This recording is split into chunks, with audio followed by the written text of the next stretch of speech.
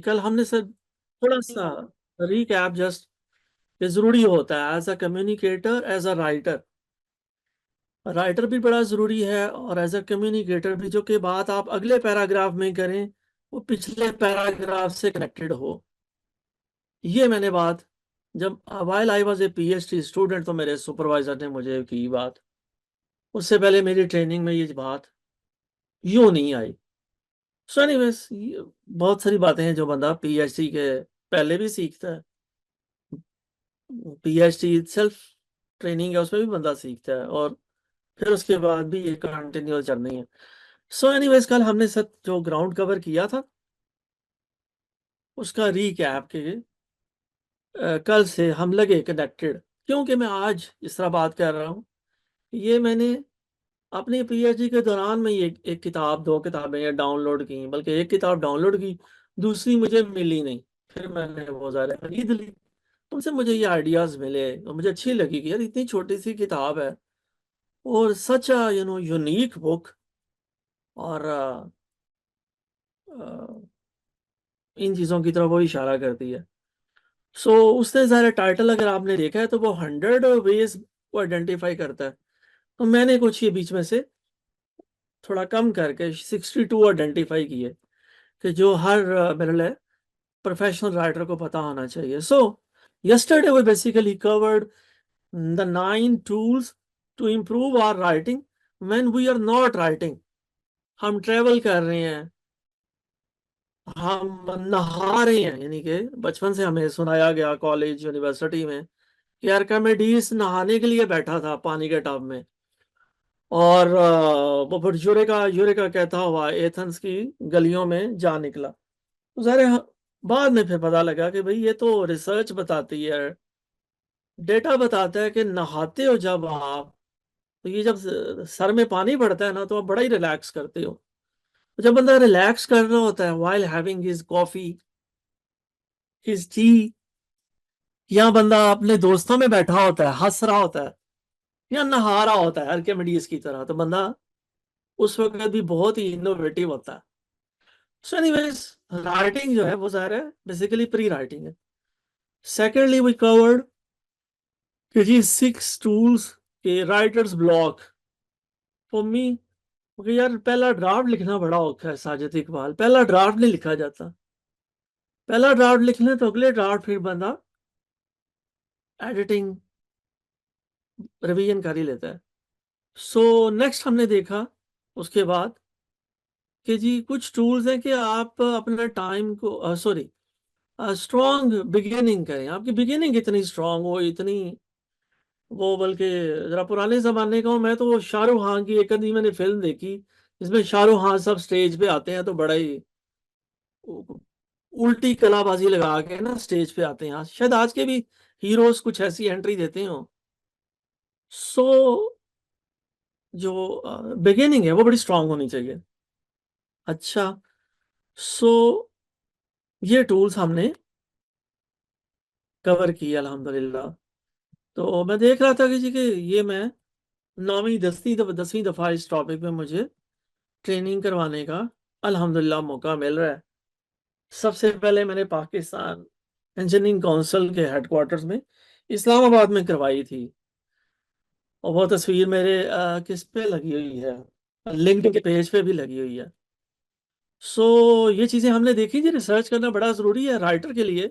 Writer is basically a researcher. आप Malcolm Gladwell की outliers पढ़ें और फिर मैल्कम ग्लैडवेल की भी ट्रेनिंग अटेंड करें, पता लगेगा यार मैल्कम ग्लैडवेल तो बहुत बड़ा रिसर्चर है। सो जर्नलिंग अपनी होनी चाहिए, एक लोगों से कम्युनिकेशन एक राइटर की बहुत अच्छी होनी चाहिए। क्योंकि राइटर एक जाहिर है कम्युनिकेटर ही होता है।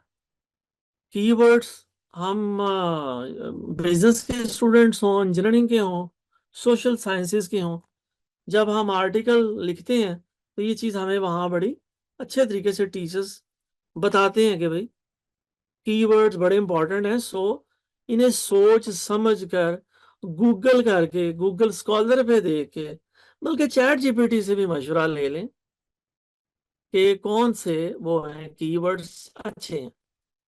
फिर लीड की बातें हमने की, हुक की। टोन बड़ी फ्रेंडली होनी चाहिए कम्युनिकेटर की।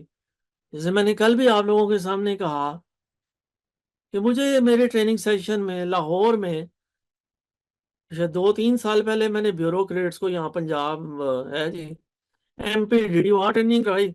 वो सारे असिस्टेंट कमिश्नर थे, पूरे पंजाब के जितने भी हमारे 38 डिस्ट्रिक्ट्स हैं। तो उनमें से भी एक दो ने मुझे 2 घंटे बाद कहा, डॉक्टर साहब आप फैसलाबाद के हैं। तो अल्लाह जानता है फैसलाबाद मुझे बड़ा पसंद है, आई लव फैसलाबाद, अल्लाह है। बट मैं फैसलाबादी नहीं हूँ। तो this is basically with the passage of time I learn कि जो कम्युनिकेशन है वो बड़ी इंपॉर्टेंट है, और टोन बड़ी आपकी मैटर करती है अगर आप ट्रेनर बनना चाहते हैं, अच्छे कम्युनिकेटर बनना चाहते हैं। सो यहां तक हमने सर कल, यानी कि ये कल का रीकैप था। तो सर कोई क्वेश्चन, कोई query?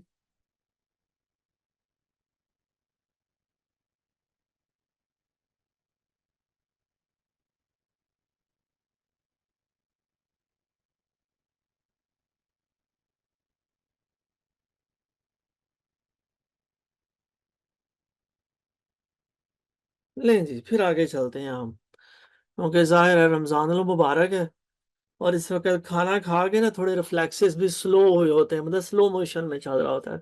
So first idea is regarding time और एनर्जी को सेव करने का। वो क्या है साहब, कि ये कोटेशन भी बड़ी चंगी है, राइटिंग में होते हैं जी, बल्कि रिसर्च में 5 Ws और 1H होता है जी।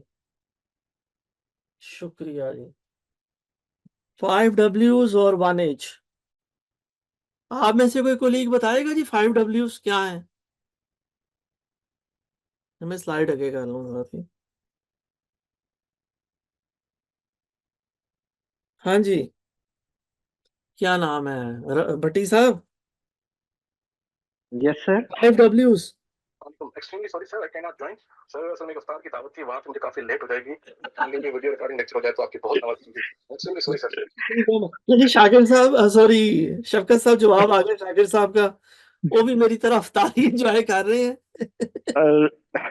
सर वो सारी एंजॉय कर रहे हैं और मैं इस वक्त डेंटिस्ट के पास आया हूँ।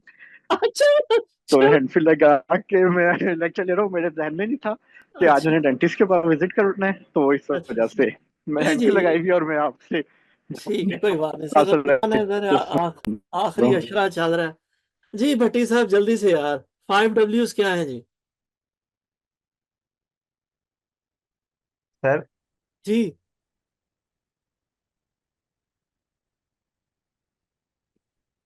5 Ws like who, when, what, हाँ, uh, ठीक है बच्चे, शाबाश। 5 Ws और who, 1H। who, wait, who, when, what, where, and particularly why, if I am correct, sir. ठीक है बच्चे, 5 Ws और 1H। 5 Ws राइटिंग में बड़े अच्छे होते हैं, और रिसर्च करनी हो तो बीच में 1H भी शामिल हो जाता है। तो यही इसने, ये रुडयार्ड किपलिंग ने भी कहा कि what, why, when, how, where and who. तो मैंने इसलिए इसके तरफ इशारा किया कि ये भी बड़ा अच्छा पैरामीटर है अपना आर्टिकल लिखने का। तो जो न्यूज़पेपर में इंफॉर्मेशन दी जाती है उसमें इन अमूमन 5 सवालों के जरूर जवाब होते हैं, याद रखिएगा। न्यूज़पेपर की स्टोरी होती है, these are called journalist questions. एक सहाफी के ये सवाल होते हैं जिनके वो जवाब देता है। ओके जी, सहाफियों की, जर्नलिज्म की, न्यूज़पेपर की बातें हो रही हैं, तो ये सर अगला आइडिया है, नेक्स्ट आइडिया है inverted pyramid style. Inverted pyramid क्या होता है? मेरे साथ आप जरा स्लाइड देख रहे हैं, ये एक इन्वर्टेड पिरामिड बनी है। इसमें सबसे ऊपर जवाब वो देता है journalist, who, what, when, where why and how, और उसके बाद डिटेल देता है वो जितनी भी उसके पास इंफॉर्मेशन हो, और उसके अलावा वो कुछ इंफॉर्मेशन नीचे नीचे देता है। ये इन्वर्टेड पिरामिड में इसलिए होती है कि जो एडिटर साहब हैं वो अगर जब कैंची चलाना चाहें, क्योंकि अखबार में न्यूज़पेपर में स्पेस होती है बड़ी लिमिटेड, और ज़ाहिर सारे इंफॉर्मेशन तो वो पब्लिश नहीं कर सकते, तो इसलिए जो ज़रूरी होती है वो इंफॉर्मेशन देते हैं। तो इन्वर्टेड पिरामिड का स्टाइल बड़ा इंपॉर्टेंट है इवन टेक्निकल राइटिंग में। ठीक है जी, ले जी एक शॉर्ट सी वीडियो मिलकर देख लेते हैं। तो शाकिर साहब तो नहीं आए, तो कम से कम चलें हम रिकॉर्डिंग कर लेंगे और फिर शाकिर साहब से भी शेयर हो जाएगी इंशाल्लाह ताला। मिल के जी एक छोटा सा इंफोग्राफिक देखते हैं, अल्लाह करे वो अब चल जाए और हम मिलकर उसे देख सकें, और ये आइडिया एम्फेसाइज हो कि हमें बाज़ औक़ात इंफॉर्मेशन 5 Ws 1H के साथ और इन्वर्टेड पिरामिड में भी देनी चाहिए। ले जी मिलकर देखते हैं जी। Hello and welcome to this video tutorial on the inverted pyramid हाँ style of writing. I'm going to explain what the inverted pyramid is, the benefits of this style, and how to write in this way. With its origins in journalism, this method of starting with your conclusion is called the inverted pyramid style. It is used both in journalism and in writing for the web. It can also be called front-loading your content. It means you should put your most important information first. This structure is called an inverted pyramid simply because it is an upside-down pyramid with the most important information at the top and the least important information at the bottom. Starting with your conclusion when writing for the web has many benefits. Readers can quickly assess the value of your content and can decide whether they want to stay on your page and read your entire article. Readers can stop reading at any position and still come away with your main point. With this structure, the first few sentences on your web page will contain most of your relevant keywords. This will boost your search engine optimization. If you also front-load each paragraph, you allow your readers to skim through the first sentences of every paragraph to get a quick overview of your entire article. Journalists are taught to write news stories in this inverted pyramid style. They front-load their story, putting the essential and most attention-grabbing elements first, followed by supporting or explanatory information.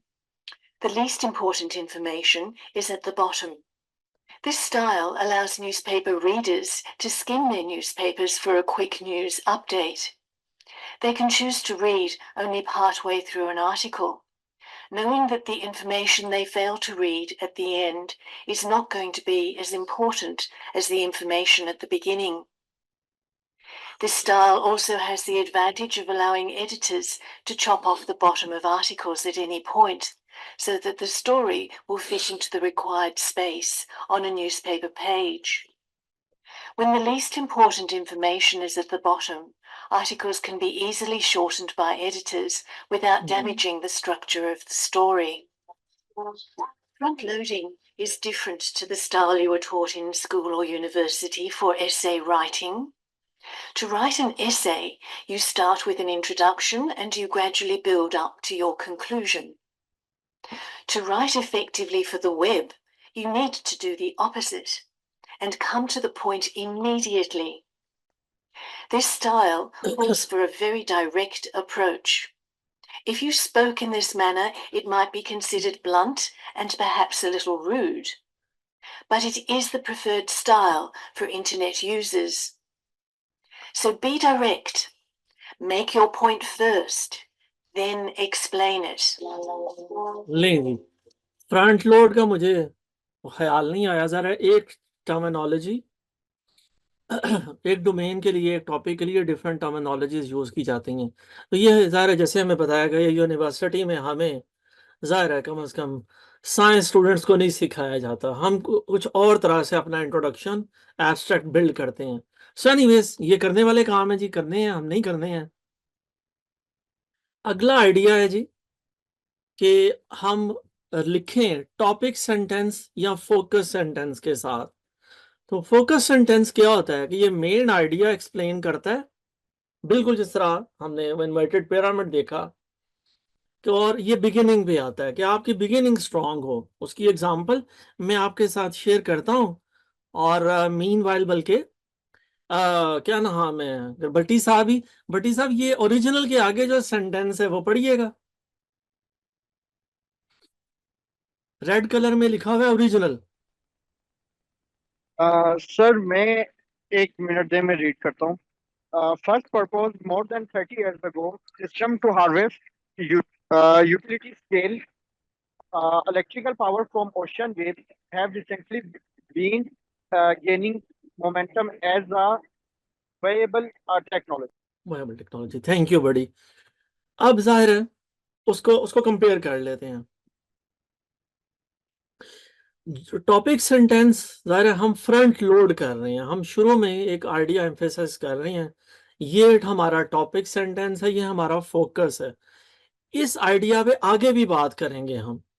So revised version आप देख सकते हैं मेरे साथ मिलकर।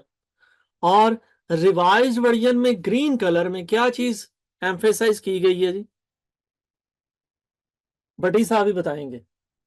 सिर्फ नहीं कि वो आइडिया हम हैमर Yes, sir. कि सर ग्रीन कलर में क्या आइडिया है। ग्रीन कलर नजर आ रहा है, पहली तो गल है वे।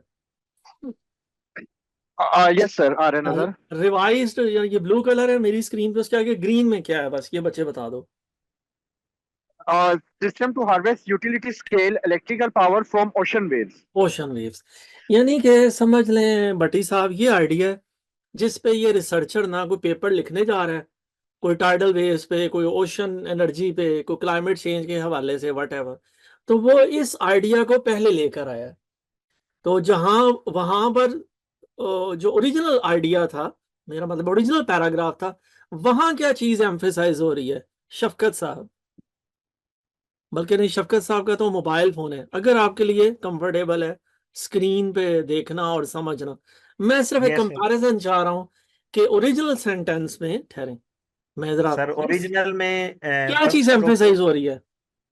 सर 30 years वाली first proposed more than 30 years ago.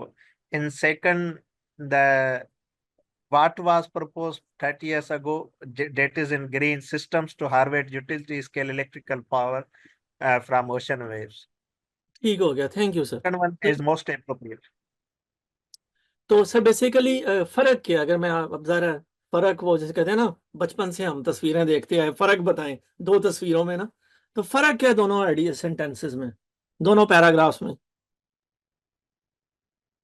Sir जो सेकंड है उसमें जो असल आइडिया है जो प्रपोज किया गया है वो ज्यादा फोकस्ड है, प्रयास मतलब स्टार्टिंग ही उस चीज से हो रही है रिवाइज्ड वर्जन में। और सर पे ओरिजिनल में क्या चीज एम्फेसाइज हो रही है। सर ओरिजिनल में जैसे first propose more than 30 years ago systems to harvest utility scale from have recently gained more, तो यहाँ पे भी वही बात है, लेकिन सर जो फोकस रहा है सेकंड वाले में वो स्टार्ट में ही वो चीज फोकस में आ रही है। ठीक है, बहुत शुक्रिया, जज़ाकल्लाह सर। सर यही बात यानी कि कई साल पहले मैंने अपने दो कोलीग्स को लड़ते हुए देखा, तो एक थोड़ा सीनियर था, एक जूनियर था। सीनियर ने जूनियर को कहा, यार जब मैं यूनिटी में बीएससी कर रहा था ना, तुम अभी पता नहीं मैट्रिक कर रहे थे कि 8th क्लास में थे। यानी कि वो झगड़े में जो है वो हाईलाइट कर रहा था एज डिफरेंस को। तो बात का सिर्फ इतना ही है मकसद कि पहले पैराग्राफ में हम बता रहे हैं कि 30 साल पहले ये आइडिया बड़ा पुराना है और 30 साल पहले प्रपोज हुआ था, लेकिन दूसरी तरफ हम इस चीज को एम्फेसाइज कर रहे हैं टेक्नोलॉजी को, आइडिया को।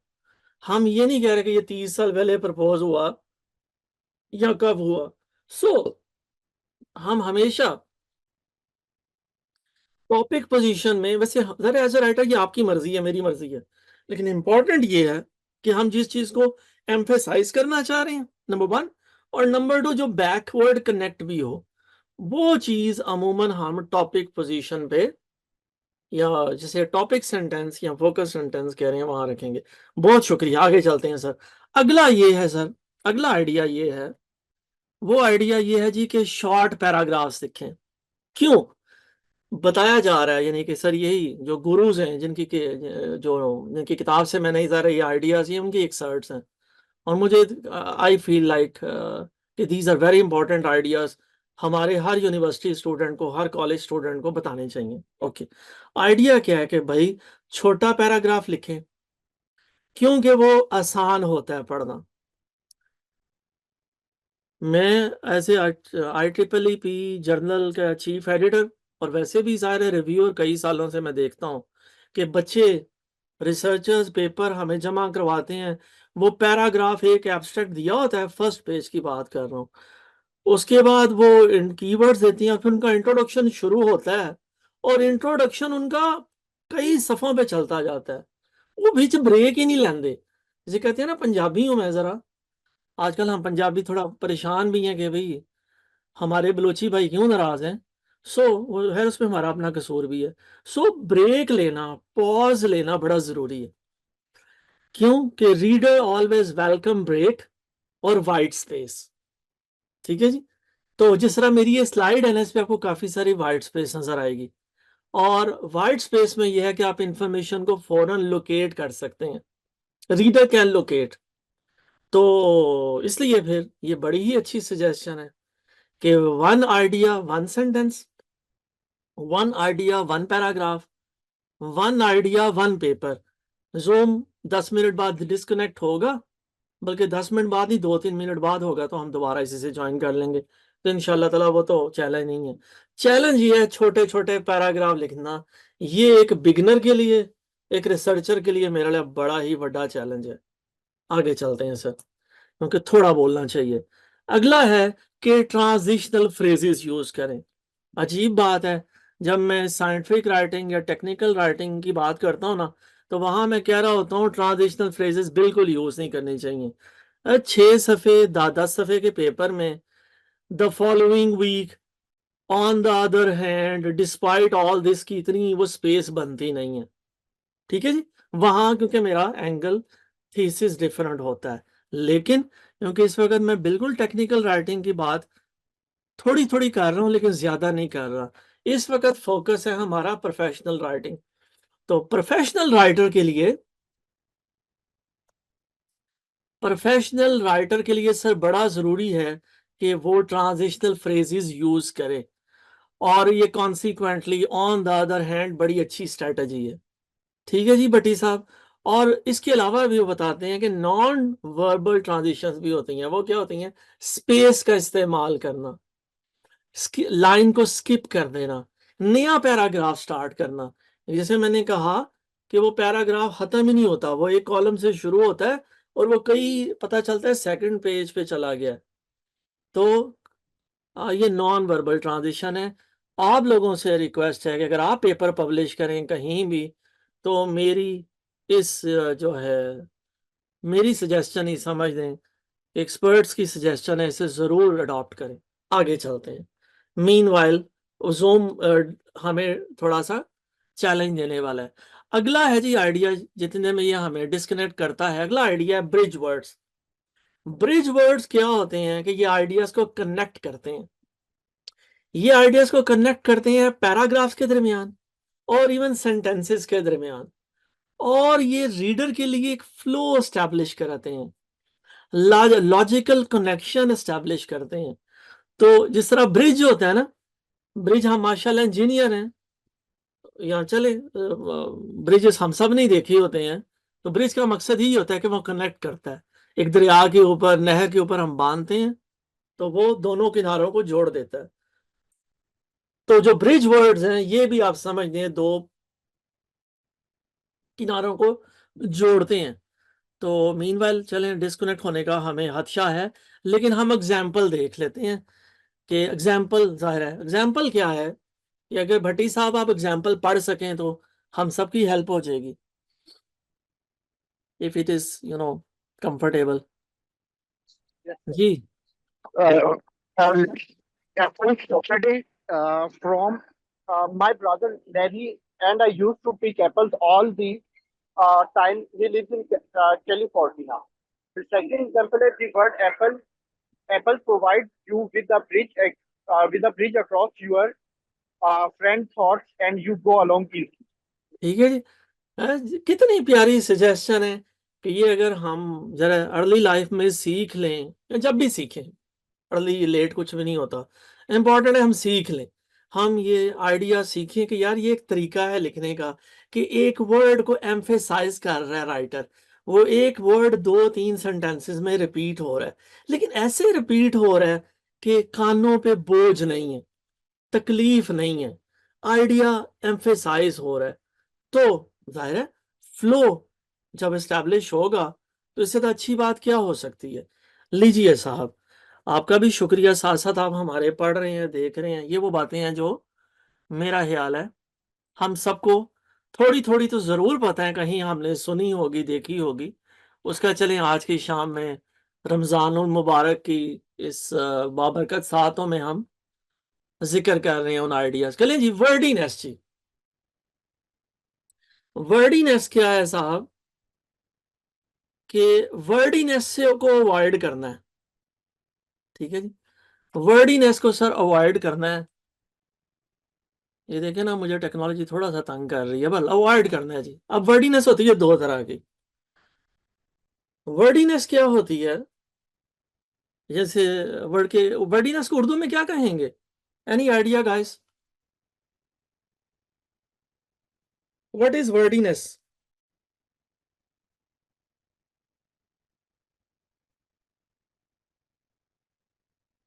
हाँ जी, कोई कॉलीग? चले जी, वर्डीनेस को देख लेंगे। वर्डीनेस है लफाजी या चरब जुबानी या क्या होती है? लफाजी होती है, दो तरह की होती है। एक वर्डीनेस होती है कि आप चीजों को रिपीट कर रहे हैं, ठीक है, वो रिपीट इस तरह कर रहे हैं कि कोई फ्लो डेवलप नहीं हो रहा, सिर्फ लफ्ज जमा हो रहे हैं। जैसे आप कह रहे हैं lost me during the spring, little kittens, very unique. ये जो आदत है ना कि कई एडजेक्टिव्स को, कई वर्ड्स को जमा कर देना और जिससे कुछ मीनिंग में इजाफा नहीं हो रहा, ये क्या होता है? ये वर्डीनेस होती है, रिडंडेंट है। आप एक आइडिया को रिपीट कर रहे हैं, रिडंडेंट हो रहे हैं। शायद चैट बॉक्स में आप में से किसी ने, आपने एंटर कुछ किया है, मैं चैट बॉक्स को भी देख लेता हूँ। ठीक है जी, ठीक हो गया। अननेसेसरी वर्ड्स, ठीक है जी, मोर देन वन, बिल्कुल रिडंडेंट होना जी, ऐसे ही है। Thank you sir.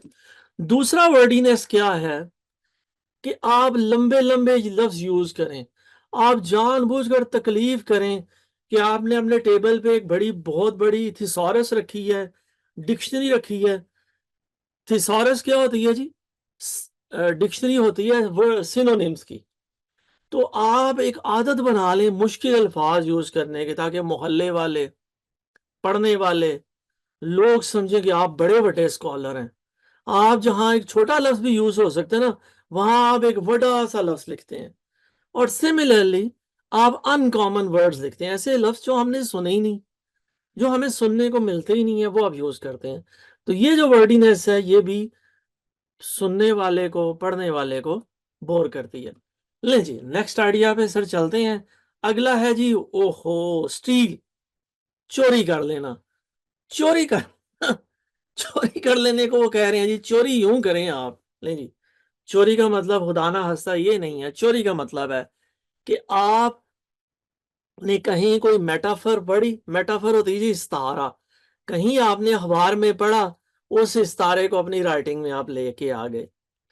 कहीं हज्जाम की दुकान पे आप हेयर कट करवाने गए, जैसे आज थोड़े का, आज मेरे बाल थोड़े बड़े हुए हैं, तो इंशाल्लाह ताला मैं किसी वक्त अपने बार्बर को विजिट करूंगा, तो आप बार्बर की शॉप पे जाएं और वहां देखें कि ये जो यंगस्टर है जी, जैसे अभी भी फहद मुस्तफा अपने शो में कह रहा था कि उर्दू में लफ्ज यूज करते हैं लौंडा, है जी, ये जो छोटे छोटे बच्चे, टीनेजर, लौंडे इकट्ठे होते हैं ना, वो क्या लफ्ज यूज कर रहे हैं, क्या कहानियां सुना रहे हैं एक दूसरे को।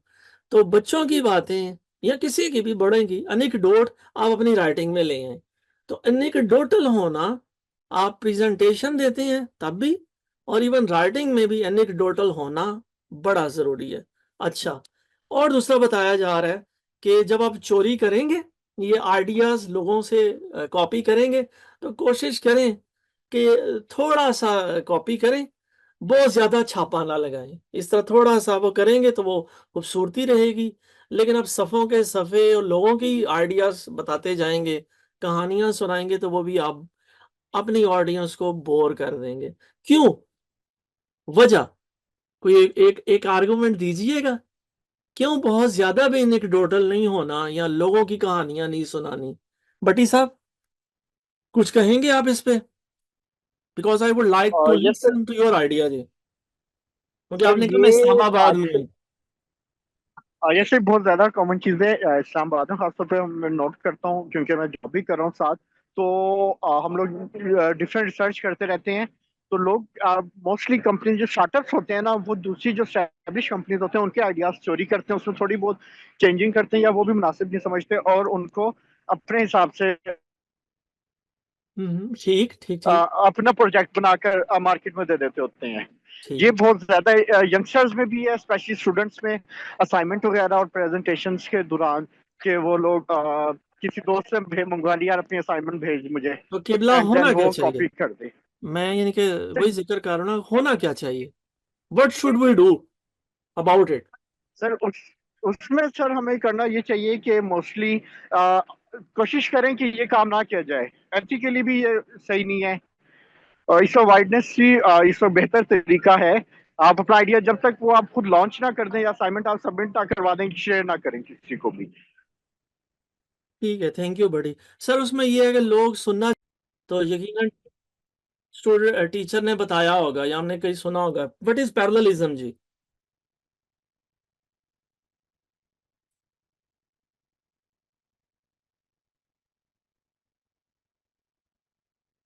हाँ जी, भट्टी साहब या शफकत साहब,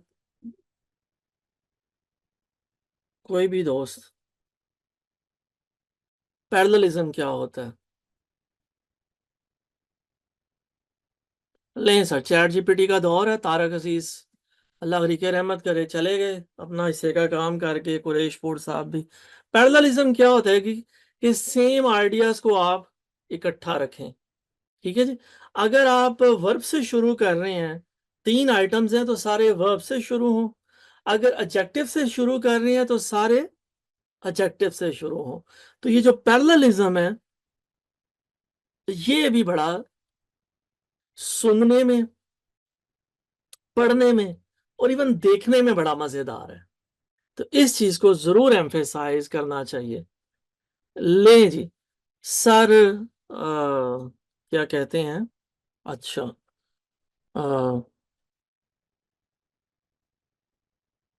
कुछ और टूल्स हम देखते हैं जी। ये कम से कम ऐसे करते हैं कि हम 5-6 टूल्स तो जरूर देखते हैं। ठीक हो गया, अल्लाह खैर करे जी। कुछ ना कुछ ग्राउंड कवर हो ही रहा है ना। लें जी, अगला क्या जी? 11 ways to give your words power जी। कि आपके अल्फाज इतने मीनिंगफुल हों, इतने रोबस्ट हों कि वो भी सुनने में, देखने में अच्छा लगे। तो नंबर 1 आइडिया इसमें दिया जा रहा है कि always use short words, few syllables. ठीक है जी। Choose words with few syllables, number 1। Number 2, avoid pretentious words.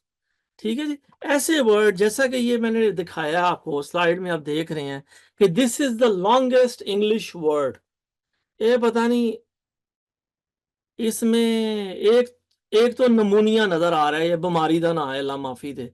तो ये इंग्लिश जुबान में लंबे अल्फाज हैं जो कि मैं प्रोनाउंस बिल्कुल नहीं कर सकता। सो प्रिटेंशियस वर्ड्स की एक शॉर्ट इंफोग्राफिक मैं आपसे शेयर करता हूँ। हो सकता है आपने देखी हो, सुनी हो, नहीं तो मेरे साथ मिलकर देखें। I am sure you will enjoy the idea कि हमेशा जो प्रिटेंशन है, ठीक है जी, वो इंसान हम पसंद नहीं करते। आप जैसे हैं आप वैसा नजर आए। ठीक है जी। हर बंदा ओरिजिनलिटी को, या मेजॉरिटी, हर बंदा नहीं तो मेजॉरिटी लोग ओरिजिनलिटी को पसंद करते हैं। लेकिन मिलकर देखते हैं।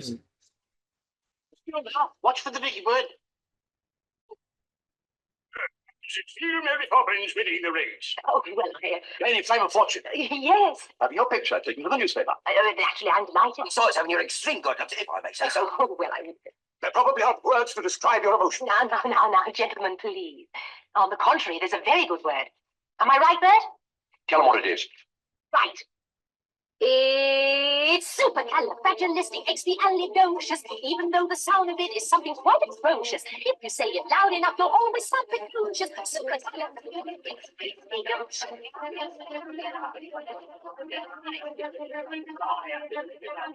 Because I was afraid to speak, well, I was just glad. My father gave me out a week until my eye was bad. Then one day I learned the word to say we ain't a nose. So they just find you well. Even though the sound of it is from the quiet from you can say it loud enough, you always sound like simple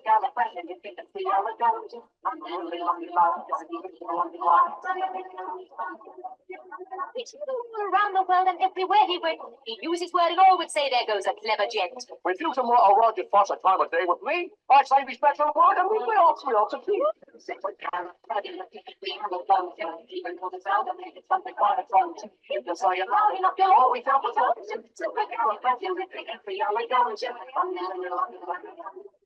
you know, you can say it backwards, which is docious aliexpiastic fragicalirupus, but that's going a bit too far, don't you think?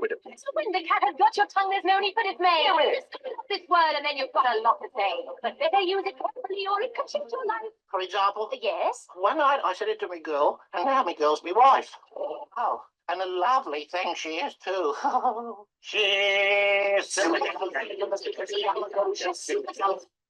ले जी, ये प्रेटेंशियस word की जी मेरा ख्याल है बहुत बड़ी example है। बाकी जो लॉन्गेस्ट वर्ड्स हैं ये आप अपने टाइम में अपने कंफर्ट जोन में ज़रूर इन्हें गूगल कीजिएगा या जीपीटी कीजिएगा और ये मुश्किल लफ्ज़ फिर प्रोनाउंस करके मुझे और कोलीग्स को ज़रूर शेयर कीजिएगा, हैरान कीजिएगा कि यार इतना औखा लफ्ज़ भी अगर आप प्रोनाउंस कर सकते हैं इसका मतलब है कि आप वाकई बड़े मेहनती हैं। ले जी, अगला आइडिया ये है सर कि use dense words, number one, but at the same time avoid dense writing. Idea क्या है वो हम देखते हैं जी मिलकर। आइडिया ये है कि dense word क्या होता है। A dense word is a word that crowds a lot of meaning into a small space. आपने यानी कि मुझे जरा एक्शन मूवीज पसंद है, अपनी अपनी पसंद है। हॉरर मूवीज में देखता नहीं, मुझे समझ नहीं आती, मुझे डर भी लगता है। वो बड़ा अजीब सा होता है, वो अपना हाथ होती काट रहे होते हैं और अजीब अजीब सी, उसका म्यूजिक बड़ा डरावना होता है।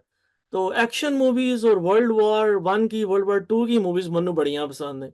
क्यों कि गोली मारो, ठा करो, कम मुकाओ। आर्नल्ड आता है, बड़ी सी गन लेके आता है और सारा कुछ जो है ना वो सीधा कर देता है।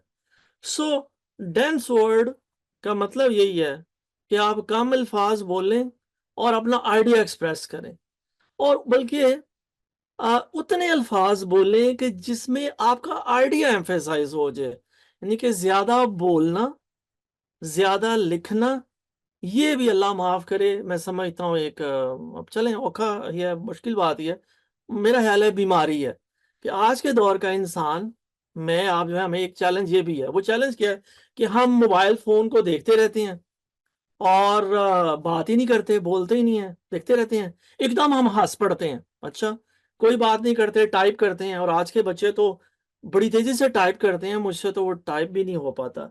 और एकदम वो आज का इंसान, वो बच्चा उठता है और वो, उसे भूख लगी होती है, उसे गुस्सा आया होता है और वो एकदम जो है ना घर में चिल्लाना शुरू कर देता है और बोलना शुरू कर देता है। यानी कि एक्सट्रीम है, एक पास से कई घंटे बात ही नहीं करनी, बोलना ही नहीं, और एकदम उठ लें तो फिर इतना बोल लें कि अल अमान अल हफीज। सो एग्जाम्पल यही है सर कि the utilisation of dense words is a powerful tool for effective communication. ठीक है, एक आइडिया बताया गया, बड़ी अच्छी अंग्रेजी है, कोई ग्रामेटिकल मिस्टेक नहीं, इवन बोलने सुनने में भी ठीक है। लेकिन अब मैं दूसरा सेंटेंस पढ़ता हूं और मीनवाइल आप जरा मुझे बताइएगा कि क्या फर्क है। मैं पढ़ देता हूं। Using dense words makes your writing more powerful and easier to understand. आप में से कोई कोलीग जल्दी से बता देगा कि पहले सेंटेंस में क्या मसला था, बड़ा मसला, कि जिसकी वजह से वो उतना अच्छा नहीं है, या कह लीजिए कम अच्छा है रिवाइज्ड वर्जन से। जी किबला।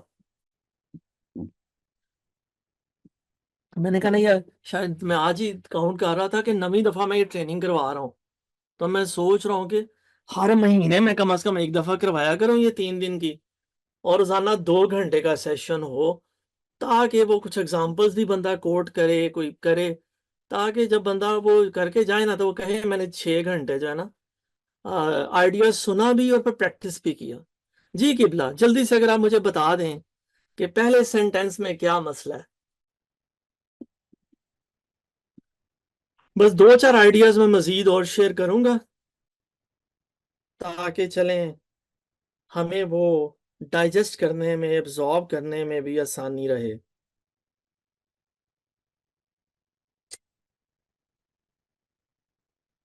जी, आप दोनों कोलीग्स में से एनीबॉडी, ओपन फ्लोर है।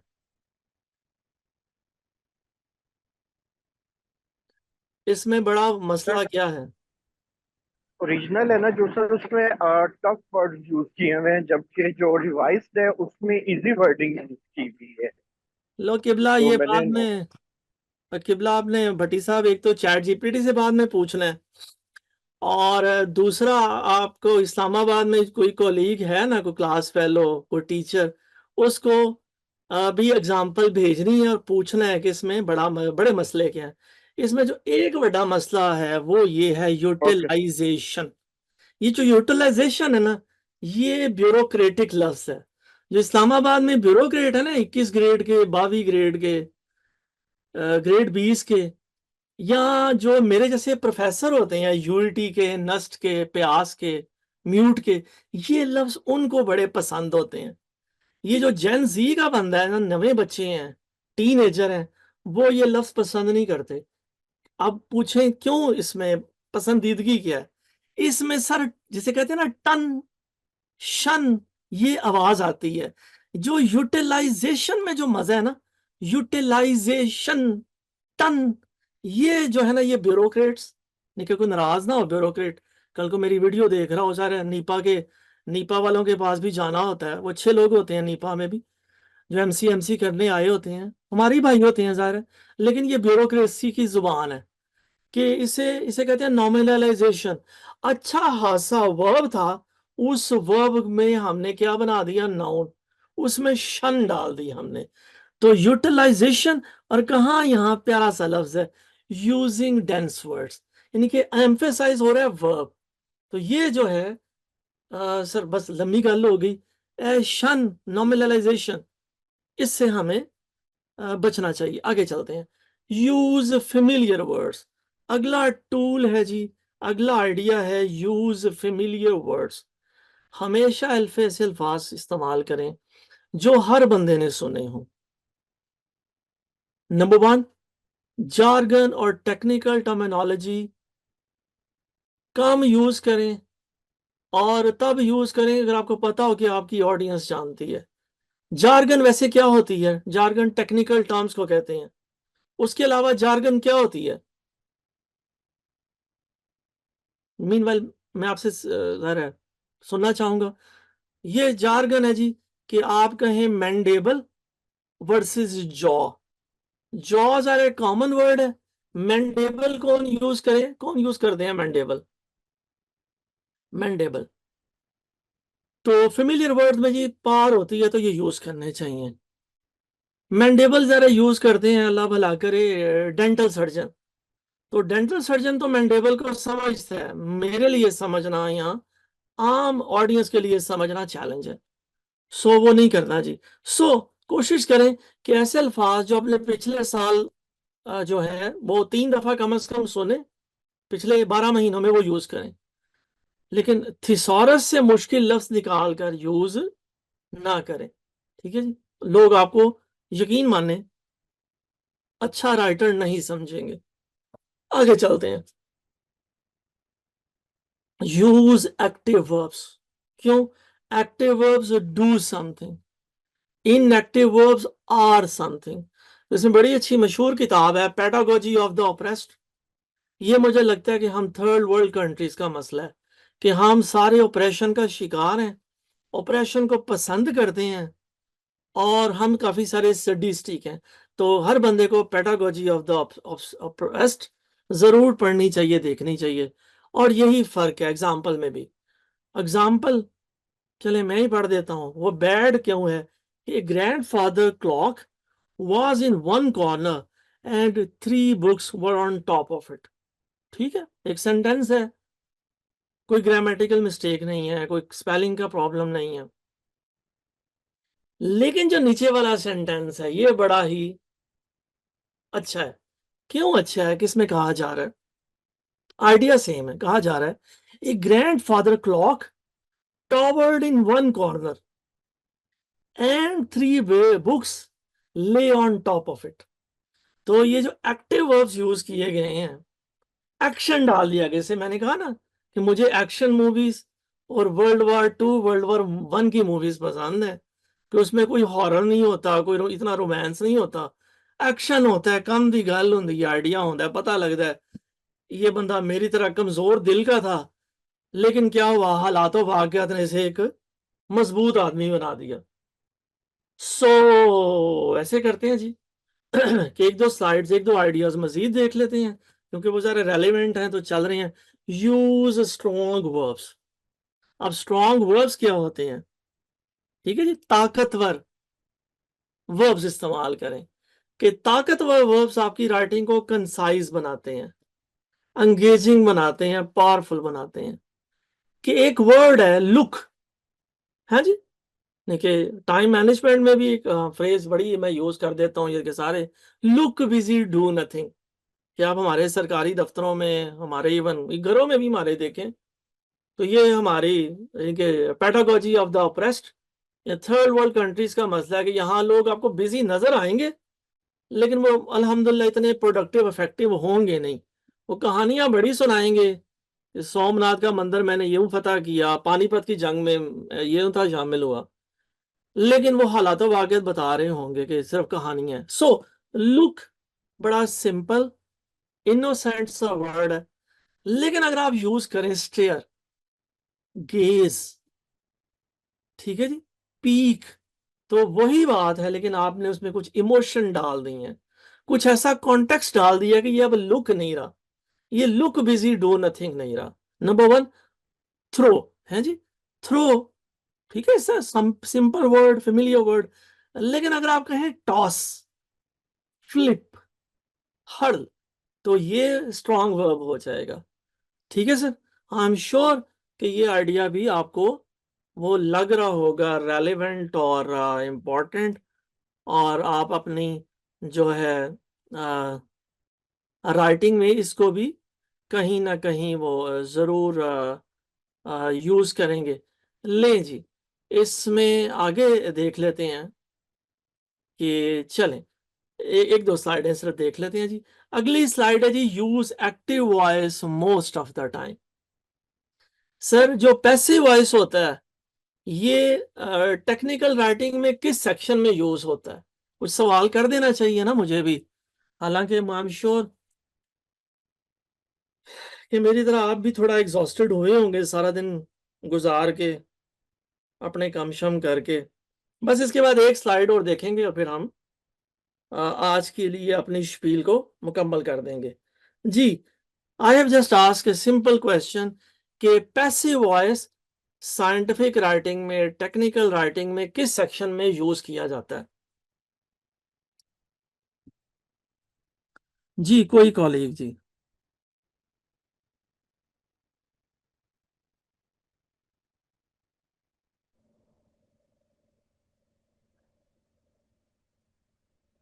Sir, अच्छा जी, जी जी, particularly in result discussions part. ठीक हो गया।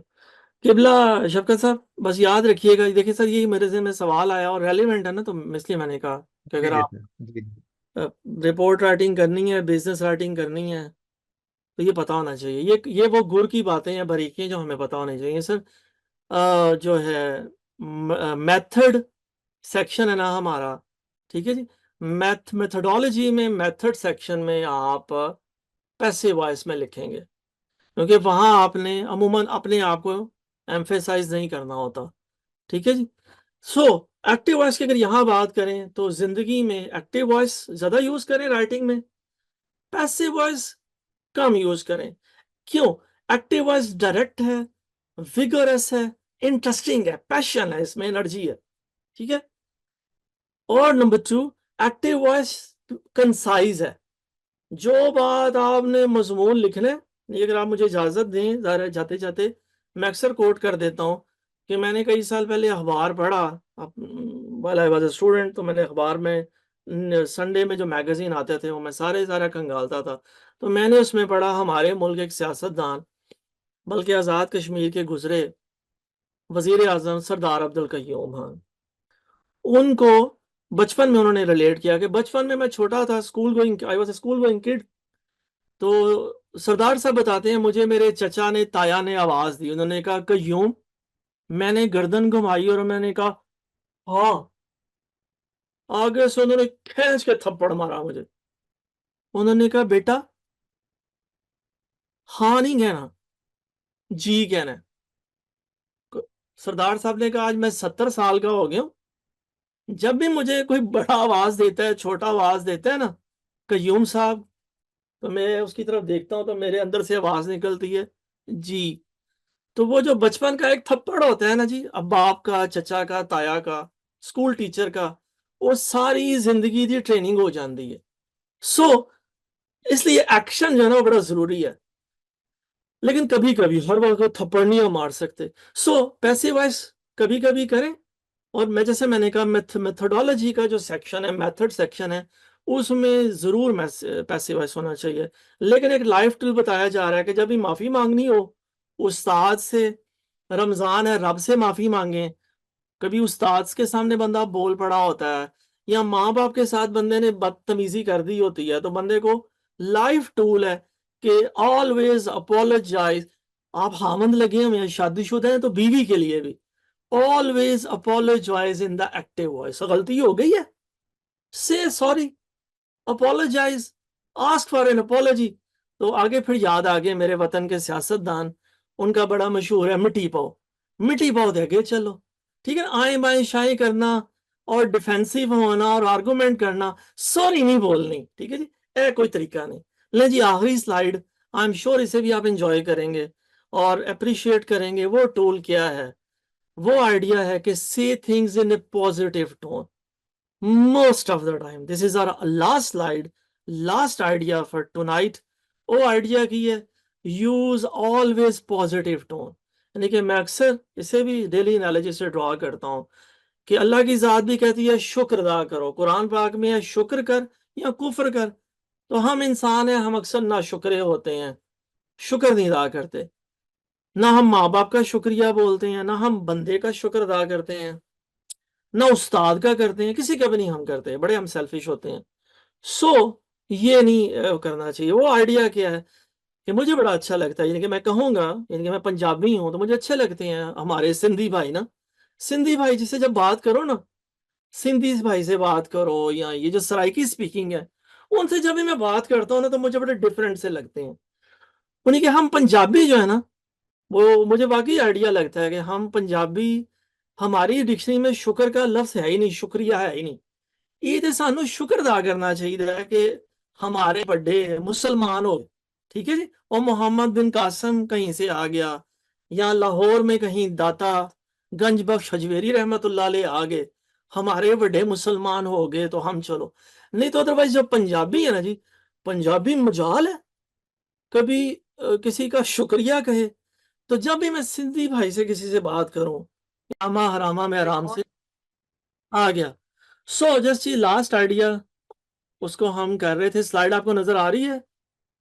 ठीक है जी, ये सारी चीज बड़ी इंपॉर्टेंट है, मैं खुद ही कर देता हूँ। लें जी slide, just guys I am just trying to make things, क्या कहना चाहिए, ऑपरेशनल, कि जो चीज मुझे नजर आ रही है वही तानू ही वही नजर आ रही होनी चाहिए। ठीक हो गया, स्लाइड नजर आ रही है, अल्हम्दुलिल्लाह। लास्ट स्लाइड है जी, जाने की जाते जाते वो ये है कि sir always say things in a positive tone. अपनी जिंदगी में से नाफनाई निकालें। वो नाफनाई ये है कि शुक्रिया अदा करें माँ बाप का, इवन उस्तादों का, बड़ों का, छोटे का। कोई आपके लिए दरवाजा खोलता है, से थैंक यू। ठीक है जी। आप और किसी का कुछ नहीं कर सकते। यानी कि शाम के वक्त, बल्कि शाम की रात है रमजान की, सबसे छोटी नेकी क्या है? जाते जाते आप भी कहेंगे प्रोफेसर जो है ना एंड नहीं कर रहा। हाँ जी, सबसे छोटी नेकी क्या है जी? सबसे छोटी नेकी जी, एनीबॉडी? देखिए आप सल्लल्लाहु अलैहि वसल्लम ने बताया ना कि भाई ये सबसे छोटा। सलाम करना सर। सलाम करना ठीक है सर, सलाम करना भी। लेकिन शफकत भाई, कहा गया है कि किसी को तरह यार मुस्कुरा कर देखो। मुसलमान भाई मुसलमान को देखे ना, बल्कि मैं कहता हूं मुसलमान भाई के मुसलमान को, आप हिंदू को देखें, आप किसी दरख्त को देखें, पौधे को देखें, है जी, कोई खूबसूरती देखें, बच्चा देखें, छोटा बच्चा, आप देखें मुस्कुराएं। मुस्कुराने में क्या लगता है आपका? सबसे छोटी जो नेकी है जी मुस्कुराहट है। सो उसके अलावा फिर चले, मुस्कुरा के देख लिया आपने अगले को। अगला ये है, always engage in a positive tone. यानी कि उसमें क्या कहा जा रहा है? कहा यह जा रहा है कि अगर आप ये लिखते हो, ये सेंटेंस लिखते हो, द चर्च वॉज साइलेंट, तो मेरे जहन में एक पिक्चर आएगी कि ये राइटर मुझे कह रहा है, इसने लिखा है कि चर्च में खामोशी थी। ठीक है जी। तो मेरे जहन में क्या पिक्चर आएगी? चर्च की और खामोशी की आएगी। तो ये किस्म की पॉजिटिविटी है, मेरे जहन को भी अच्छी लगेगी, मुझे पसंद आएगी। लेकिन अगर आप फिक्रे का स्टार्ट यहां से लेते हैं, आप ईमेल यहां से लिखते हैं नो से, आपसे कोई सवाल किया जा सकता है, आप तो ना ला देते हैं, नहीं है काम तो नहीं हो सकता, नो। तो वो ज़ाहिर है ना फनाई जो है वो ना कुछ सुनना पसंद करता है, ना ही यानी कि कुछ देखना पसंद करता है। तो अगर आप सेंटेंस लिखते हैं there was no noise in the church, तो रीडर के जहन में पिक्चर आएगी कि चर्च में कोई शोर नहीं था, कोई जिंदगी नहीं थी, कोई बंदा ही मौजूद नहीं था। तो ये बात एक ही हो रही है। कल भी मैंने जिक्र आपसे किया पिछले सेशन में भी कि सैफुद्दीन सैफ का बड़ा मशहूर शेर है जी कि सैफ अंदाजे बयां रंग बदल देता है, वरना दुनिया में कोई बात नहीं। तो बस जाते जाते ये है जी, आज की शाम में भी आज के सेशन को एंड करते हुए कि मुझे नहीं पता, ये कन्फ्यूशियस इनकी कोटेशन है, I hear I forget, I see I remember, I do I understand. तो यही मैं कहता हूँ कि लेक्चर अमूमन यही होता है हमारी यूनिवर्सिटी का, एकेडमिया का, जो हम सुनते हैं और भूल जाते हैं। अगर वो थोड़ा सा डिमॉन्स्ट्रेशन प्रोफेसर करके दिखा दे, लैब में बता दे, या क्लासरूम में कोई चीज ले आए हमें दिखा दे, तो ज्यादा याद रहती है। लेकिन अगर वो हमें प्रैक्टिस करवा दे, ट्रेनिंग करवा दे, तो वो फिर हैंड्स ऑन ट्रेनिंग हो जाती है। तो अपनी जिंदगी में जी सादा सी बात है, किसी को देखें, कोई खूबसूरती देखें, तो उसे देख के खूबसूरती को, किसी भी तरह की, पौधे में, दरख्त में, इंसान में, किसी की गाड़ी देखें तो गाड़ी को देख के कहें सुबहान अल्लाह कितनी सोनी गाड़ी है, ये गाड़ी अल्लाह दी किस्मत करे और इस तरह की गड्डी मनो भी अता करे। अपनी जिंदगी में पॉजिटिविटी लाएं और मुस्कुराहट सबसे छोटी नेकी, ये सदका है, ये सदका दिन में जितनी दफा अदा कर सकते हैं करें। तो ठीक है जी, always say things in a positive tone, लेकिन के साथ कहा जा रहा है मोस्ट ऑफ द टाइम। दिन में, जिंदगी में 70-80% जो है वो आपका जवाब हमेशा नो से शुरू नहीं होना चाहिए। ठीक है जी।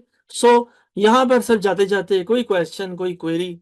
नहीं तो वही बात है कि सेशन थोड़ा फिर वही बात है लंबा हो गया, लेकिन आई एम श्योर ये कुछ आइडियाज, कुछ बातें वो जरूर होंगी आपके लिए इंटरेस्टिंग। तो कल हम इंशाल्लाह ताला आखिरी सेशन में कुछ और टूल्स, कुछ और आइडियाज को डिस्कस करेंगे और इसको मुकम्मल करेंगे इंशाल्लाह ताला। जी सर, कोई क्वेश्चन, कोई क्वेरी, कोई कमेंट? कोई बात आपको अच्छी लगी तब भी, कोई बात नहीं अच्छी लगी तो I am just I just apologise and say sorry. जी भाई। नहीं सर, आज भी काफी न्यू चीजें लर्न करने को मिली हैं। Thank you so much for your effort.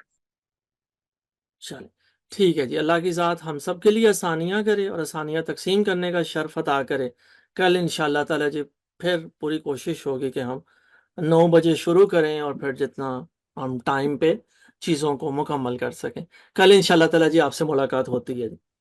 Okay जी, इंशाल्लाह सर, अल्लाह हाफिज, हाफिज। अस्सलाम वालेकुम जी, खुदा हाफिज। वालेकुम सलाम सर, थैंक